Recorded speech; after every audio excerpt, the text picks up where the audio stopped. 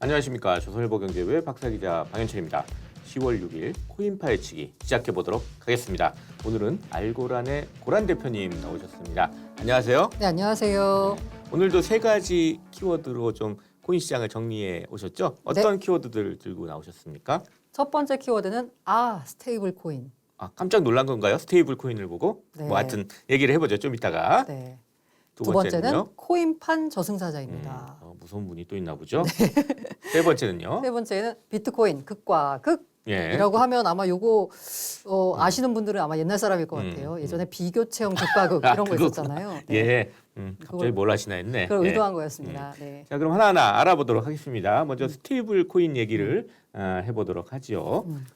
하고 놀란 건가요? 스테이블 코인? 예. 각자의 서 있는 위치에 따라서 스테이블 코인일 수도 있고 스테이블 코인 이렇게 될 수 있을 것 같아요. 예.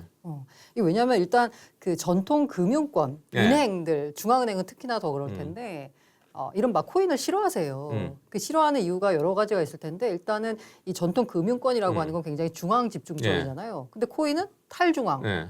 이게 뭐지 중앙인데 탈중앙을 왜 쳐? 라고 하니까 일단 거부감이 딱 있거든요. 원래 있던 화폐 지위를 좀 위협할 수도 있고 그러니까 맞습니다. 잘 모르는 거고 일단 기술도 잘 모르겠고 그래서 일단 기존 금융권은 별로 안 좋아해요 코인을. 네. 그래서 일단 이걸 유식한 말로 좀 포장하자면 현재 금융 시스템에 위협을 가할 수도 있다라는 부분에 대해서 우려를 하고 있는 거거든요.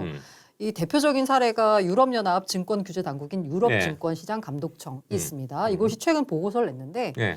이 암호화폐가 점차 상용화됨에 따라 전통 금융시장에 상당한 영향을 끼칠 수 있다라고 진단했어요. 이거 뭔가 불안하고 위험한데라는 거죠. 예. 그러면서 암호화폐는 제대로 규제되지 않는 한 재무 안정성에 혼란을 초래할 거다라고 주장했습니다. 끊임없이 뭐 지금 규제 당국들이 규제해야 된다 이런 얘기들은 계속 나오죠. 뭐 그런 일련의 얘기인 것 같기도 한데요. 그 가운데서 이 코인 가운데서 특히 이 우려하고 있는 게 바로 뭐냐면 스테이블 코인입니다. 이 스테이블 코인이라고 하는 게 이른바 이제 뭐 알고리즘도 있지만 대표적으로 많이 쓰인 스테이블 코인을 보자면 뒤에 달러가 담보로 돼 있고 발행의 형태만 디지털로 된 거거든요. 그래서 이게 외양만 그냥 보자면 디지털 달러예요. 네. 여기 달러하고 1대1로 교환돼서 맞습니다. 안정적으로 가치가 유지될 수 있다. 뭐 이런 주장을 하는 거죠. 이 스테이블 그러니까 코인들은. 모양새는 완전 달러다 보니까 얘가 특히나 전통 금융 시스템에 뭔가 위협을 가할 수 있는 우려가 크다라는 분위기들이 있어요. 네. 스테이블 코인이 특히 위험하다라는 거죠. 최근에 뉴욕 네. 연방준비은행, 그 뉴욕 연방준비은행이 되게 여러 개가 있잖아요. 네. 그 도시별로. 미국의 네네. 그러니까 지역 연방준비은행이 그렇죠. 12개가 있어요. 그 중에서 뉴욕이 짱이잖아요. 네, 뉴욕이 제일 힘도 네네네. 세고 여기서 시장 개입도 하기 때문에 맞습니다. 여기서 가장 힘이 셉니다. 뉴욕 연방준비은행이. 그 뉴욕 연은이 네. 최근에 보고서를 발표했는데 스테이블 코인은 암호화폐 생태계 내에서 가장 큰 시스템 리스크 혹은 취약점이 될 수 있다라고 진단했습니다. 예. 콕 집어서 스테이블 코인을 약간 언급한 건데요. 이게 스테이블 코인은 암호화폐 생태계 내에서 가장 안전한 자산으로 간주되지만 준비금 구성 자산의 변동성에 취약하다는 점은 변하지 않는다라고 해서 달러를 담보로 했다고 하는데 진짜 달러 담보한 거 맞아? 라는 의문점들이 계속 제기돼 왔었잖아요. 네. 그 부분에 대해서 이제 지적을 한 거고요. 게다가 이제 이 스테이블 코인이 최근에 막 유행을 했던 이제 디파이랑 이렇게 결합을 하게 되면 이게 점점 시장이 커지게 되는 거거든요. 그럼 여기서 지난번에 펼쳐졌던 그 디파이 연쇄 청산들이 있었잖아요. 이 가운데 스테이블 코인도 흔들릴 수 있다는 거죠. 네. 그러면서 여기도 역시나 빠지지 않고 언급된 게 있습니다. 네. 뭘 것 같으세요? 네, 테라. 우리가 좋아하는 테라. 맥주 테라인가요?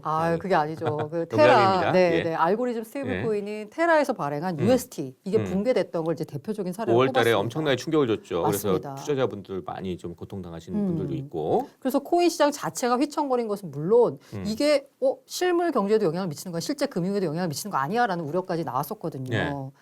근데 이제 여기 보고서에서 약간 제가 느끼기엔 약간 의아했던 게 뭐냐면 우리가 스테이블 코인의 위험성에 대해서 경고를 할 때 가장 많이 나오는 게 테더. 거기서 발행한 이제 USDT거든요. 네. 이 테더가 홍콩 회사예요. 그러니까 어떻게 보면 중국계거든요. 그러다 보니까 이 미국 규제 당국 입장에서는 약간 얘네 못 믿겠는데 싶은 경향이 약간 있어요. 물론 본인들은 이제 아니라고 선을 그었다라고 하지만 네. 어쨌든 태생이 그렇다 이제 보고 있는데 반면에 USDC라는 스테이블 코인을 보자면 골드만삭스가 투자한 서클이라는 회사가 발행한 스테이블 코인이거든요. 그러니까 미국산 스테이블 코인이네요. 예. 그러니까 미국 규제 당국에서 보기에도 우리가 통제 가능한 범위에 있는 회사다라고 해서 상대적으로 USDC는 안정적이다라고 여겨졌거든요. 네. 그런데 이 아까 말씀드린 뉴욕 연은 보고서에는 이 서클의 USDC에 대한 우려도 들어가 있습니다. 아, 그걸 콕 집어서 또 네, 맞습니다. 우려를 제기했어요? 네. 이게 뭐라고 했냐면 서클의 USDC는 탄력적인 스테이블 코인으로 사용 편의성을 특징으로 한다. 이건 좋은 점이죠. 그런데 그만큼 관련 리스크에 취약하다라고 하면서 암호화폐가 금융 안정성에 미친 영향은 그것이 전통 금융시장과 얼마나 상호 연결되어 있는지에 따라 결정된다라는 표현을 썼는데 네. 요걸 이제 코인데스크가 이 보고서의 의미를 해석을 해줬어요. 네. 이 해석을 뭐라고 했냐면 지금까지 스테이블 코인의 위험성에 대해서는 달러가 담보로 됐다라고 했는데 과연 준비금이 제대로 갖춰져 있느냐 네. 이걸 가지고 항상 논란이었거든요. 네. 실제로 테더 같은 경우에는 가장 많은 스테이블 코인 시장을 차지하고 있는데 점유율을 차지하고 있지만 제대로 된 회계감사 보고서를 최근까지도 안 받았었거든요. 근데 최근에서야 이제 받아서 공개를 하는 거고 이런 부분에 대해서 위험성에 대해서 지적을 하고 있었는데 이번에 나온 최신 보고서에는 어떤 위험성이 지적이 돼 있냐면 하나의 대형 발행사가 타 경쟁사를 압도하는 권한이 집중돼 있는 경우에 따른 리스크가 있다라는 거예요. 네. 쉽게 말해서 네. 스테이블 코인 시장도 만약에 특정 회사가 독점을 하게 되잖아요. 그럼 이것도 위험하다는 거예요. 새로운 위험성이 경고가 된 겁니다. 네. 그래서 저는 약간 이런 보고서의 의미에 대해서 지금까지는 어떻게 생각을 했냐면 이 테더라고 하는 중국계 자본이 움직이는 발행하는 스테이블 코인에 대해서 미국이 우려를 하고 있다. 그래서 USDC로 몰아주는 거 아니야? 라는 느낌이 들었었거든요. 근데 이 보고서를 보자면 USDC 단일 한 곳으로는 안 된다. 좀 여러 곳을 갖춰서 스테이블 코인이 만약에 단일 이거 그럼 마치 느낌적으로 연준이 되는 느낌이잖아요.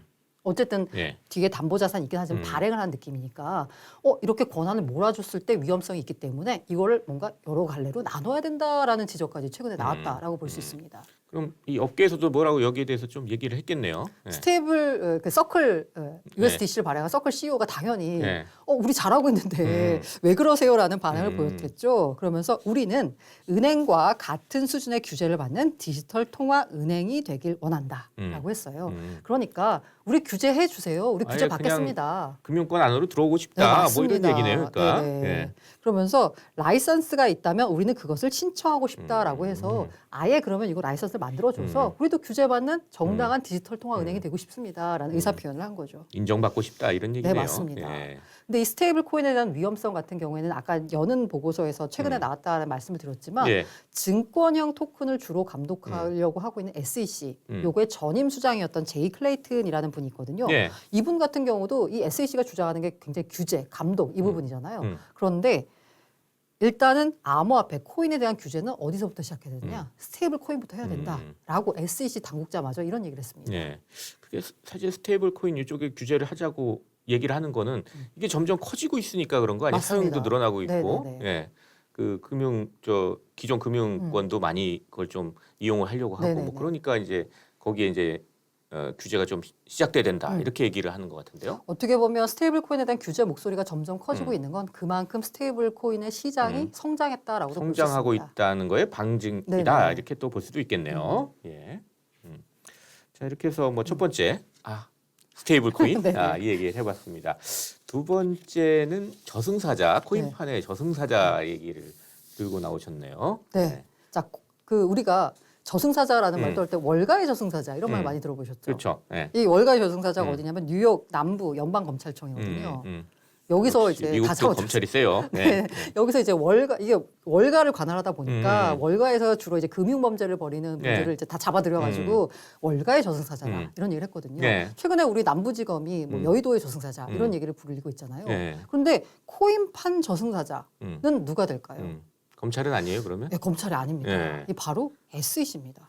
증권거래위원회, 미국 증권거래위원회. 네, 맞습니다. 예. 최근에 보면은 이 코인 관련된 프로젝트에 대해서 뭔가 소송을 제기하는 곳이 어디냐를 보면 거의 대부분 제가 본 뉴스 중에 거의 열의 아홉 거의 대부분은 다 SEC입니다. SEC가 어디가 문제가 된다라고 해서 기소했다, 네. 뭐 소송을 제기했다 이런 뉴스가 굉장히 많아요. 그럼 도대체 SEC가 왜 그런 코인 프로젝트를 문제를 삼냐라고 음. 보면 두 갈래 기조가 있습니다. 크게 두 갈래. 네. 예. 하나가 투자자 보호, 음. 하나가 미등록 증권 판매입니다. 예. 그 미등록 증권 판매에 관련돼서는 음. 아마 지난주에 말씀드렸던 리플 소송 관련돼서도요. 예. 리플이 그 ICO를 통해서 자금을 모집할 때 야 미등록 증권인데 우리 금융 당국의 이러저러한 규정을 지키지 않고 판매를 했다라는 부분을 문제 삼은 거거든요. 네. 두 갈래 중에 첫 번째 이제 투자자 보호부터 보자면 예. 이 투자자 보호가 최근에 약간 그 이슈가 된 네. 게 킴 카다시안이라고 혹시 예. 아세요? 핫 이슈죠. 예. 모델 분이 지금 뭐 네. 벌금을 물게 됐다 뭐 이런 얘기가 지금 맞아요. 뉴스가 나왔잖아요. 네, SEC가 3일날 뭐라고 했냐면 예. 암호화폐 프로젝트 이더리움 맥스라는 게 있나 봅니다. 예. 여기로부터 25만 달러의 광고비를 받았지만 이를 공개하지 않고 본인의 SNS를 통해서 해당 토큰을 홍보했다라고 하면서 킴 카다시안에 대해서 126만 달러의 벌금을 부과했어요. 예. 아까 25만 달러 상당 광고를 네. 받았는데 벌금은 125만 달러죠. 3억 7천만 달러 네. 받았는데 벌금은 18억 원. 네. 달러가 아니라 네. 우리나라 돈은 3억 7천만 원 맞아요. 받았는데 네. 벌금은 18억 원을 내게 됐네요. 이게 배보다 배꼽이 더 예. 큰 지금 상황이 예. 벌어졌는데 그러니까 뭐 돈 받고 맞아요. 홍보하면 안 되나 보죠? 그러니까 아니요. 돈 받고 홍보할 수는 있습니다만은 예. 문제는 뭐냐? 나 돈 받았어요라고 공개를 해야 되는 거예요. 아주 우리나라도 뭐 인플루언서들 뭐 저기 블로그에 뭐 네네. 홍보하면 이거는 돈 받고 한 겁니다 이렇게 쓰게 돼 있잖아요. 맞습니다. 예. 예. 이게 이제 유명 인사나 인플루언서가 예. 특정한 코인에 대해서 홍보를 하잖아요. 그러면 미국 현행법에 따르면 인플루언서들은 이걸 만약 홍보를 한다라고 했을 때 얼마의 광고비를 받았는지를 대중에게 공개하도록 규정하고 있다고 합니다. 돈 받고 했으니까 약간 현혹되지 말라 이런 맞습니다. 거를 좀 알려주기 위한 네. 그런 조치인 것 같네요. 예. 홍보, 광고는 할 수 있지만 돈을 받았다는 사실을 명시를 해서 예. 이 투자자들이 보기에는 저 사람이 진짜 좋아서 하는 게 아니라 돈 받았으니까 저런 소리 할 수 있겠지라고 투자자가 스스로 판단할 수 있도록 해야 되는데 예. 그런 과정을 거치지 않았다는 거거든요. 그래서 킴 카다시안이 어떻게 됐냐? 곧바로 벌금 내기로 했습니다. 착하네요. 예. 아니, 하여튼 왜냐면- 어쨌거나 문제가 되면 안 되니까. 맞아요, 예. 맞아요. 예. 그러면서 SEC에 전적으로 협력했으며 장기적인 분쟁을 피하고자 한다라고 얘기했어요. SEC가 무섭군요. 네, 그러니까 쉽게 맞습니다. 얘기해서 네. 무서우니까 이렇게 딱 벌금 조치하니까 바로 내고 잘 말을 듣겠습니다. 이렇게 꼬리를 내린 겁니다. 그러니까 그리고 예. 최근에 보면은 토큰 DIG라는 곳이 있는데 이거 관련돼서 펌프 앤 덤프 그러니까 인위적으로 가격을 끌어올렸다가 자신들의 물량을 확 던져가지고 가격을 떨어뜨리는 예. 요거 계획을 추진한 혐의로 버뮤다 기반 아비트레이드 및 캐나다 기반 크립토 본틱스를 기소를 했습니다. SEC가. 예. 여기도 역시나 뭐냐면 야 이거는 다수의 투자자한테 이거는 DIG 토큰은 1달러 가치로 유지시키겠다. 라고 거짓 주장을 했다는 거예요. 그러면서 이제 투자를 하도록 권유를 해가지고 여기서 이제 뭔가 이득을 취했다. 투자자들부터라고 했는데 이런 목적으로 기소를 했거든요. 킴 카다시안이나 아니면 DIG 관련 펌프 앤 덤프 관련된 회사를 기소한 게 다 뭐다? 투자자 보호를 위해서. 투자자를 현혹시키면 안 된다. 아, 맞습니다. 예. 그 킴 카사디안 기사 좀 보니 카다시안 기사 보니까 약간 현혹되게 쓴 것 같긴 하더라고요. 보니까 그 기사들 보니까 인스타그램에다가 재정적인 조언을 주려고 하는 건 아니고 친구들에게 들은 걸 공유한다. 이렇게 쓰면서 이더리움 맥스 커뮤니티에 가입해서 혜택을 받더라. 이렇게 썼대요. 이게 그거잖아요. 예. 사실 투자자들이 가장 예. 현혹되는 게 뭐냐면 야 너만 알고 있어. 야 내가 들었는데 음. 라고 하면서 이렇게 말해주는 거잖아요. 예. 근데 그런 식으로 지금 홍보를 되게 했으니까. 자연스럽게 써놓고 저희 광고라는 거를 조그맣게 뭐 해시태그로 애드라고 썼는데 그거 봐서는 그건 안 되죠. 알 수 없다고 네네네. 그러더라고요. 그러니까 이런 것들을 하면 안 된다. 투자자들 현혹시키면 안 된다. 이게 이제 SEC의 입장이죠. 큰 주제인 것 같습니다. 네. 예. 그리고 이제 두 번째 갈래가 뭐냐면 미등록 증권 판매. 예. 이게 뭐냐면 SEC가 기본적으로 증권을 감독하는 기관이잖아요. 예. 증권거래위원회 그러니까 그리고- 증권을 네. 감독하는 곳이죠. 예. 그런데 이제 이 코인 같은 경우에 이 말이 코인인데 이 특성을 이렇게 들여다보면 코인이 아니라 이건 증권인데 네. 싶은 것들이 많은 거예요. 그러면 증권을 만약에 그 대중들에게 팔려면 이제 IPO라고 네. 하죠. 이걸 하려면 SEC에서 정한 규정들이 있습니다. 그걸 그렇죠. 다 지켜서 예. 해야 돼요. 예. 그런데 그 많은 이제 ICO를 했던 업체들이 어떻게 했냐면 그냥 했어요. 음. 그 규정 절차를 따르지 네. 않고 코인을 신고를 하지 처음에 않고. 이제 대중들에게 파는 걸 ICO라고 네네. 불렀죠. 그러면서 우리는 증권 아니다. 맞아요. 그냥 코인이다 그러면서 이제 그냥 막 인터넷으로 하고 뭐 이렇게 해가지고 투자자들을 모은 거잖아요. 예. 그런데 SEC가 들여다보기에는 이건 증권 아니라고 하는데 증권이거든요. 음. 그러니까 증권을 판매하면서 미등록 증권을 팔았다는 거예요. 등록한 증권만 판매를 해야 되는데 미등록 증권을 팔았다라는 혐의로 요 미등록 증권 판매 혐의로는 그야말로 리플을 포함해서 수많은 업체들에 대해서 기소를 했습니다. 가장 최근 사례만 갖고 오자면 8월에 미등록 증권 판매 혐의로 드래곤 체인에 소송을 제기했어요. 여기도 역시나 2017년에 ICO를 통해서 1,650만 달러 상당의 자금을 조달했는데 미등록 증권이 코인 거래소에 이미 상장돼 있는 맞습니다. 코인이더라고요. 보니까. 예. 어쨌든 그래서 이제 소송을 제기를 했고요. 또 제가 아까 말씀드린 여러 가지 소송들 있잖아요. 이 소송들이 보자면 미등록 증권 판매 혐의 관련돼 가지고 대부분 다 이겼어요, SEC가. 네. 그래서 지난달 이제 소프트웨어 개발사 스파크스터는 그 미등록 증권 ICO 관련해서 피해 배상금 3,500만 달러 지불을 합의를 했습니다. 지난해 이제 기소가 된 사건인데 그냥 벌금 내고 끝낼게요라고 이제 합의를 한 거거든요. SEC가 적발하면 대부분 다 이게 승소하기 때문에 그 소송까지 가지 않고 그냥 벌금 내거나 뭐 이렇게 하면서 잘못했습니다. 이렇게 꼬리를 내리는 경우가 대부분이다. 대부분인데 여기서 저항하는 곳들이 있습니다. 지난주에 말씀드린 리플도 저항을 해서 합의로 끝내지 않고 정식 재판까지 하고 있는 거죠. 거기는. 정식 재판까지 간 거고요. 그 작년 3월에 기소된 파일 공유 네트워크 LBRY라는 곳의 CEO는 이제 지난달에 뭐라고 얘기했냐면 이제 이게 합의를 할 건지 아니면 정식 재판으로 갈 건지를 이제 법원에서 결정을 해야 되는 거예요. 우리는 끝까지 버텨서 이제 재판을 하겠다라는 거예요. 그러면서 SEC가 미국 암호화폐 산업을 파괴하려고 한다. ICO로 자금을 조달한 회사에 우리가 선례가 될 거다라고 하면서 강력한 투쟁을 이제 예고를 했습니다. 네. 그래서 이제 코인판의 저승사자다는 미국 증권거래위원회. 그러다 보니까 이 업계에서는 사실 저승사자잖아요. SEC 말고 다른 곳이 우리를 좀 감독했으면 좋겠어. 좀 착한 기관이 우리를 좀 보듬어줬으면 좋겠다. 착한지는 잘 모르겠는데 아무튼 업계에서 선언하는 건 CFTC입니다. 상품 선물 거래위원회인데요. 이 코인베이스 정책 책임자가 최근 인터뷰에 나와서 뭐냐면 미국 상품 선물 거래위원회 CFTC가 암호화폐 현물 규제와 관련해 독점적인 관할권을 갖길 희망한다라고 언급했어요. 지금 예전에 제가 나와서 말씀드렸던 별명이 이제 뽀글이라고 불리는 FTX의 샘 뱅크만 프리드. 약간 이분이 뭐 1조 원을 가지고 약간 로비 자금을 쓰고 막 이 정도로 규모가 크게 움직이고 있거든요. 이 로비 자금을 쓰면서 만들고 싶은 규제 방향이 뭐냐면 SEC 말고 코인은 CFTC가 좀 해줬으면 좋겠어 라는 입장인데 SEC는 무슨 소리 증권형 코인은 다 우리 거야 라고 주장하고 있는 상황입니다.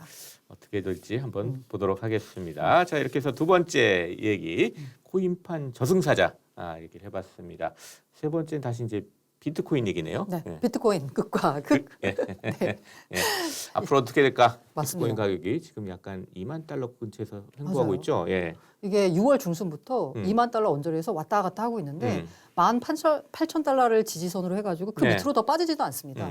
그렇다고 그럼 위로 오르냐? 한 2만 3천 뚫지 못하고 계속 이렇게 저항선이라고 하죠. 박스권 안에 이제 맞습니다. 갇혀 있네요. 계속 왔다 갔다 하고 있어요. 제가비는 박스비, 박스권에 갇힌 비트코인, 박스비 장세가 이어지고 있는데 이렇게 횡보 장세가 이어지다 보면 그 다음 나오는 게 뭐냐면 횡보 장세 다음 방향은 어디냐에 대한 관심이 쏠릴 수밖에 없거든요. 이게 분석이 정말 극과 극으로 갈리고 있습니다. 하나가 긍정론자, 하나가 약세론자, 부정론자죠. 일단 긍정론자를 보자면요. 일단 대형 매도 세력이 부재하다. 대형으로 비트코인 던질 곳이 마땅치 않다는 거예요. 그리고 장기 투자자들은 바이더디, 홀딩 계속 갖고 있다는 거고요. 그 다음에 그 일부 최근에 이제 나오는 주장 중에 하나가 이제 디지털 금인데 왜 뭐 뭔가 나스닥하고 비슷하게 움직이냐는 비판도 있지만 전쟁 위험성이나 아니면 지정학적 위기들이 막 고조되고 있잖아요. 이러면서 다시 금이 각광을 받는데 과연 다음 세대, 그러니까 이번 지금 현재 경제를 주도하고 있는 세대 말고 이 다음 세대, 다음 경제를 주도할 세대들한테는 비트코인과 금 중에 뭐가 더 친숙하냐라고 보면 이 세대는 비트코인이라는 거예요. 그러면 이렇게 위기 상황이 고조가 되다 보면 비트코인을 찾는 수요가 더 많아질 거다라는 얘기들이 나오고 있거든요. 물론 지금은 약간 나스닥과 동조화돼서 움직이고 있긴 하지만요. 그러면서 2018년에는 사실 뭔가 이렇게 횡보하고 있다가 추락한 적이 있었거든요, 가격이. 그런데 2018년과 같은 추가 폭락은 하지 않을 거다라는 분석들이 많이 나오고 있습니다. 그 매트릭스 포트라는 곳이 있거든요. 이게 암호화폐 서비스 업체인데 여기 이제 리서치 전략 헤드가 2018년처럼 횡보하다가 폭락하는 거 아니에요라고 물었더니 그거 아니다. 장기 보유자들은 코인을 거래하지 않고 보유하고 있고 시장에 새로 참여한 사람들의 이탈이 비트코인의 큰 폭의 하락을 초래하진 않을 것 같다라고 했어요. 그게 왜 그러냐면 과거 약세장과 달리 지금은 규제가 개입돼 있다라는 겁니다. 그러니까 그 과거 약세장에는 아예 기관 참여가 거의 부재했었거든요. 근데 지금은 규제를 통해 가지고 기관들의 참여가 기관들이 들어와 있으니까 맞습니다. 뭐 좀 버팀목이 될 수 있다. 네, 뭐 이런 네. 얘기네요. 네, 맞습니다. 그리고 우리가 좋아하는 아크 인베스트. 예. 우리가 좋아하진 않나요? 최근에 명성이 좀 많이 떨어졌는데 캐시 네. 우드가 이제 CEO로 있는 예. 그 아크 인베스트에 보면은 크립토 분야의 애널리스트가 있어요. 그 이제 크립토 분야 애널리스트가 뭐냐면 예. 약간 이 카피출레이션이라는 혹시 네. 단어 완전히 뭐 다 항복, 완전한 네. 항복 이런 뜻이죠. 예. 맞습니다. 지금 여러 가지 데이터를 보니까 카피출레이션을 완료하는 단계에 있다. 그러니까 모두 다 기부업, 포기 하고 다 던졌어요. 그럼 이게 다 던지고 나면 그 다음에 나오는 그러면 건 바닥이다 이런 얘기죠. 네, 맞습니다. 그러면 상승할 거라는 거잖아요. 음. 그래서 이제 그 시장 사이클이 바닥에 도달했다는 가능성을 또 시사하는 또 다른 지표가 뭐냐면 예. 해시레이트 상승이거든요. 해시레이트요? 예. 해시레이트. 그러니까 비트코인을 캐는 게 얼마나 어렵냐 쉽냐를 나타내는 거예요. 약간 뭐 그러니까 채굴하는 속도 뭐 이런 네, 식으로 맞아요. 해시레이트. 그러니까 얘기를 컴퓨팅 하던데. 파워가 얼마나 예. 많이 몰렸냐라는 건데 네. 이게 지금 보면은 4일 날 최고치를 역대 최고 수치를 경신했어요. 이 얘기는 뭐냐면 채굴자들이 비트코인 가격이 떨어지고 이게 뭔가 캐기가 힘드니까 우리 포기 해서 컴퓨팅 파워를 비트코인 채굴에서 걷어들이는 게 아니라 오히려 더 많은 열심히 자원이 지금 캐고 투입되고 있다. 있다는 뭐 거예요. 이런 뜻이네요. 그러니까. 이 얘기는 뭐냐? 채굴자들 역시 더 이게 지금 바닥을 찍고 올라갈 걸로 예상하기 때문에 더 열심히 캔다라는 거거든요. 예. 그래서 이렇게 상승장을 예상하는 분들이 많은데 이 네. 가운데 특히 이제 방점을 찍은 게 플랜 B라고 이분이 S2F라는 스톡 투 플로우라는 이제 그 네. 모델을 고안을 해서 비트코인 가격을 예측을 했어요. 음. 놀랍게도 69,000달러 고점을 찍을 때까지 정확하게 맞췄습니다. 사람들이 모두가 환호했는데 사실 그 다음에도 계속 오른다 모델에 따르면 인데 그게 꺾이면서 플랜 B의 명성이 조금 퇴색이 됐어요. 그래서 최근 약세장에서 별로 활동을 안 했거든요. 네. 근데 얼마 전에 트윗을 하나 올렸어요. 비트코인 네트워크 전체 해시레이트가 신고를 경신했다는 것은 채굴자들이 보다는 강세장 시작의 신호다 라면서 이제 바닥 찍고 올라갈 거다 예. 라고 이제 예상을 해서 눈길을 끌었습니다. 강세장이 시작될 것이라는 신호를 이제 채굴자들의 아까 얘기한 해시레이트 네네. 그거 가지고 본다 이렇게 얘기하는 거네요. 그러니까 이제 시장에서 약간 눈여겨봤던 게 그간 활동을 안 하고 있었던 플랜 B가 나왔어? 그럼 진짜 뭔가 시장의 분기점인가? 라고 이제 생각을 하는 거죠. 근데 아까 말씀하셨듯이 극과 극이라고 말씀하셨으니까 약세론자들도 또 적지 않겠네요. 또. 네. 예. 제가 아까 2018년과 같은 추가 폭락은 안 할 거다라고 했는데 예. 한쪽에서 약세론자는 아니 그때랑 비슷한데 지금 이라고 주장하는 분들이 있어요. 네.